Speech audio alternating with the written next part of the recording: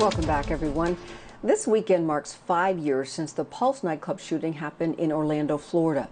49 people were killed when a gunman targeted the club, a popular hangout spot for the LGBTQ community. The shooter was armed with an AR-15 style assault rifle. The U.S. House and Senate passed legislation designating the site a national memorial. President Biden is expected to sign the bill. Our correspondent Stephanie Bertini is covering the grim milestone from where it happened. Good afternoon, Stephanie.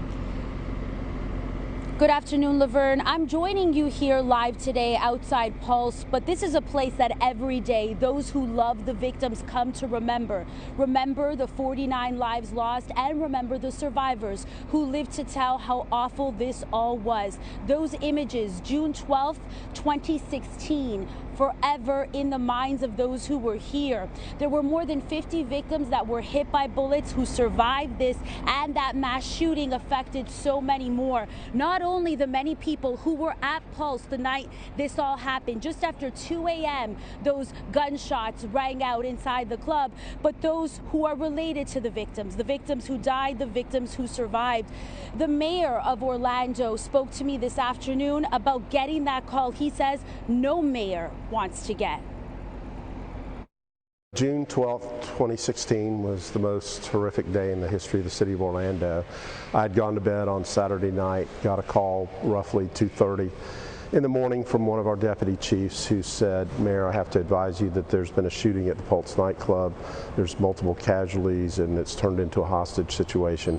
We're setting up the command center on South Orange Avenue, south of the club. Your driver is on the way to pick you up." His demeanor somber today, as is the mood of the people we've talked to. There is a lot that has come out of this. There's a lot of talk about how the gay community has been more embraced here in Orlando, how the gay community has been uplifted across the world, but also talk about some issues, some division. You know, it was Latin night at that club. A lot of the victims who were killed were Hispanic, Latino, but there were 9 African-American victims. I'm joined here live by an important woman in that community, Charlotte Davis. Hi, Charlotte. Thank you for being here, first of all. You're behind the movement called We Exist, and this movement is to give voice to those 9 and to the African Americans who survived Pulse. Correct. At that time, again, there was a lot of discord going on. There was a lot of miscommunication.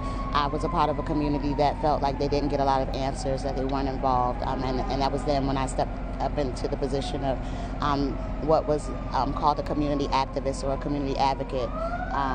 Didn't really know what that meant and what it meant to be an advocate or an activist at that time, but quickly realized that it was just to stand up for people and to be a voice for people that didn't quite feel heard or didn't have the strength to be heard at the time. And you've been one-on-one with a lot of the survivors and the families of those who have passed, not just in the Black American community, but beyond, also people from other cultures, other races, other ethnicities.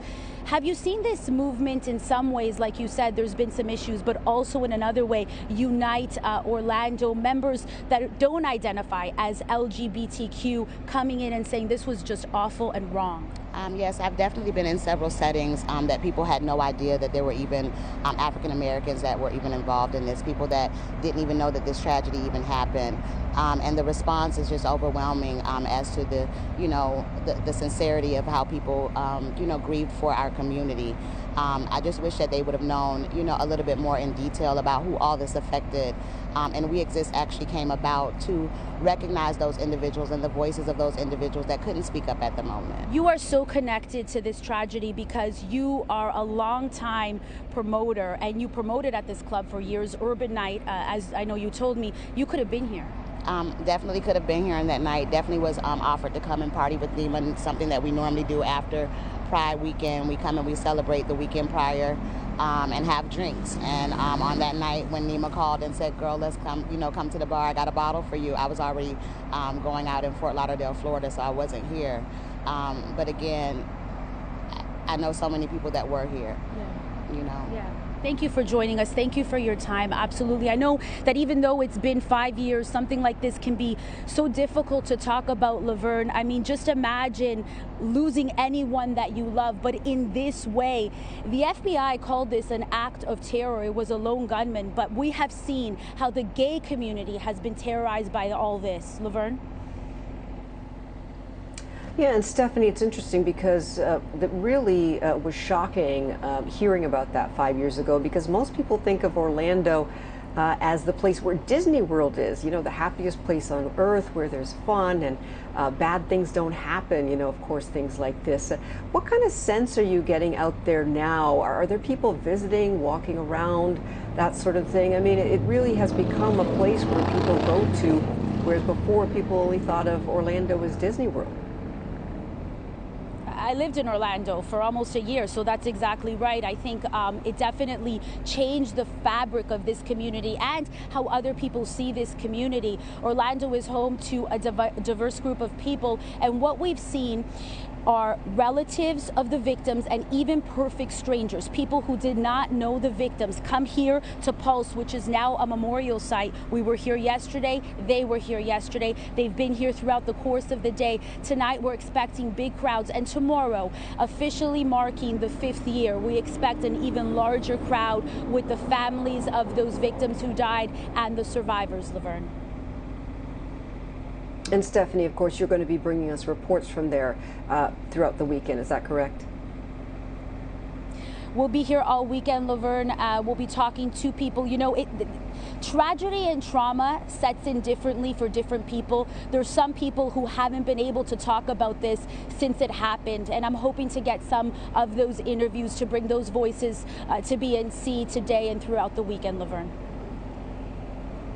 All right, Stephanie, very important coverage. Thank you so much for joining us today from Orlando, Florida.